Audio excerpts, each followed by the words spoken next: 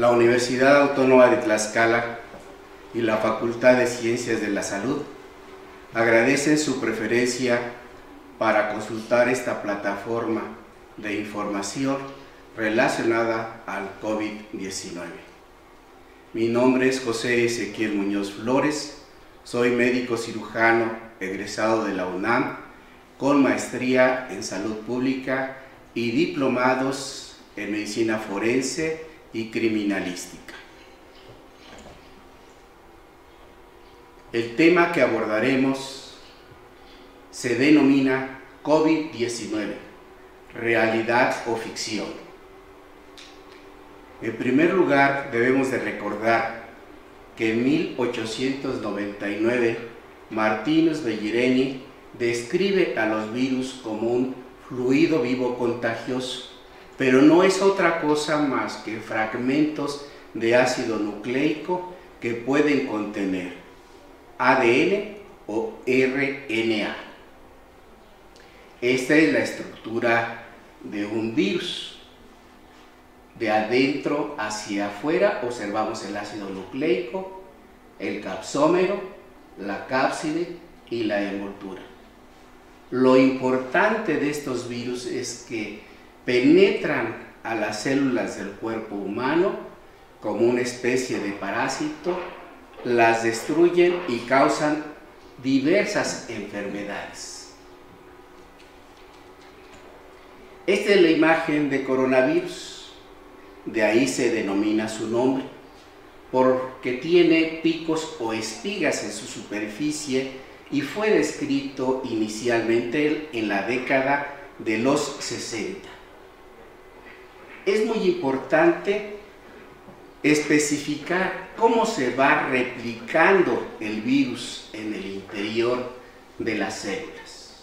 En primer lugar, debemos de recordar que este agente patógeno, que es el virus, tiene en su superficie ligandos, sustancias que van a ser atraídas por otras que tiene la célula blanco en su superficie, denominada receptores. Y así se da el virus en el primer punto al acoplarse a la célula. Después atraviesa la membrana y va a afectar el ácido nucleico. En el tercer paso, el ácido nucleico viral se replica a costa de los mecanismos de la célula hospedante. En el cuarto paso, el ácido nucleico viral se agrupa en varias partículas virales y abandona la célula, pero antes le ha provocado la muerte total. ¿Cuáles son los tipos de coronavirus que nos interesa? Bueno, existen una gran diversidad. Mencionamos a las alfa y beta. Estos virus están relacionados con enfermedades respiratorias leves o moderadas. Las de mayor relevancia es el MERS, que causa el síndrome respiratorio del Medio Oriente y que tiene su epicentro en Arabia Saudita en el 2012. El SARS, síndrome respiratorio agudo severo, que tiene su epicentro en Asia en el 2003. Y el COVID-19, que tiene su epicentro en Wuhan, China, en diciembre del 2019, relacionado con neumonías atípicas. Mucho se ha hablado de la relación entre el murciélago y el pangolín. Solamente mencionemos que esta enfermedad es una zoonosis.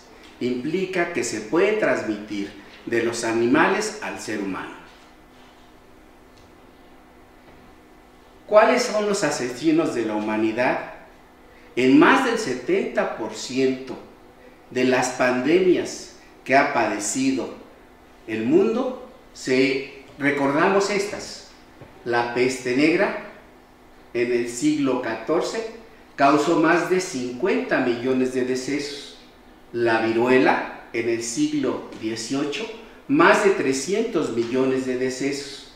La gripe española entre 1918 y 1920 causó más de 50 millones de decesos. El VIH desde su aparición en 1980 hasta el 2020, lleva más de 25 millones de decesos. La gripe A H1N1 entre el 2009 y 2010 provocó más de 150,000 decesos. El sarampión, que aún no se controla, actualmente lleva más de 200 millones de decesos. ¿Cuáles son las condiciones actuales del coronavirus a nivel mundial, nacional y estatal? Vemos defunciones a nivel mundial 315,270. En México, 5,332. Y en Tlaxcala, con 112 defunciones. Esto es en un corte al 18 de mayo. Seguramente hemos escuchado muchos mitos en relación al COVID-19. Habrá muchas interrogantes y lamentablemente el no informarse sobre este padecimiento nos está llevando a incurrir en faltas de riesgo, ¿sí?, para adquirir esta enfermedad y no poder combatirla de manera eficiente. ¿Hay alguna vacuna? ¿El ajo evita la infección? ¿Los antibióticos la evitan? ¿El virus es un invento? La respuesta es no. COVID-19 no es un cuento chino, es una realidad. ¿Cómo se realiza la transmisión? A través de las gotitas de saliva, al toser o estornudar. Es bueno recordar los síntomas que presenta el paciente con esta enfermedad: tos o estornudos, fiebre, dolor de garganta, dolor en la cabeza, dificultad para respirar. ¿Cuáles serían los factores de riesgo? Edad avanzada, hipertensión, alcoholismo, tabaquismo, enfermedad pulmonar obstructiva crónica, diabetes mellitus, enfermedad renal crónica, insuficiencia cardíaca, inmunosupresión y obesidad. Las complicaciones en la actualidad que más nos preocupan y nos debe de hacer tomar medidas más efectivas son las neumonías atípicas, el choque séptico por trombosis, coagulación intravascular diseminada. ¿Qué es el SARS? Estos son los sinónimos: pulmón de choque, daño alveolar agudo y difuso, lesión pulmonar aguda. Histológicamente, ¿qué es lo que vamos a observar? Daño alveolar, congestión, edema intersticial e intraalveolar, depósito de fibrina, paredes alveolares con membranas hialinas serias, engrosamiento de los septos alveolares. Esta es una imagen muy didáctica que nos permite diferenciar entre el bronquiolo terminal y el alveolo, que están del lado izquierdo, que nos refleja una imagen en condiciones normales en comparación a la que presentamos del lado derecho. En el lado derecho vemos, después del agente patógeno, se empiezan a observar un desprendimiento de las células epiteliales. Los neumocitos 2 empiezan a morir. Esto va provocando residuos celulares que se acumulan con fibrina y proteínas amorfas y propician la aparición de lo que conocemos como membranas hialinas. ¿Qué va a suceder? Esta es la pared alveolar. Han desaparecido los neumocitos 1. Los neumocitos 2 también empiezan a ser agredidos, y con ellos la disminución del factor surfactante, que hace que el alveolo se extienda y se contraiga. Aquí vemos un macrófago alveolar activado. este macrófago alveolar activado va a liberar algunas sustancias que van a atraer del lecho capilar a los neutrófilos, polimorfonucleares, células que participan en el proceso de la inflamación. Debemos de recordar, el proceso de inflamación inicialmente es un mecanismo de defensa que al prolongarse va a causar daño. Y es así como tenemos participación de algunas citocinas, algunos derivados del ácido araquidónico y sobre todo sustancias que van a permitir el incremento de la permeabilidad. Este capilar tiene sus células, se llaman células endoteliales. Estas se abren y dejan salir líquido que se va a acumular en el espacio intersticial provocando edema, que va a invadir el alveolo y va a provocar edema. Todo esto va a provocar lo que nosotros conocemos como hematosis. La hematosis se dificulta. La hematosis es el intercambio de oxígeno por dióxido de carbono.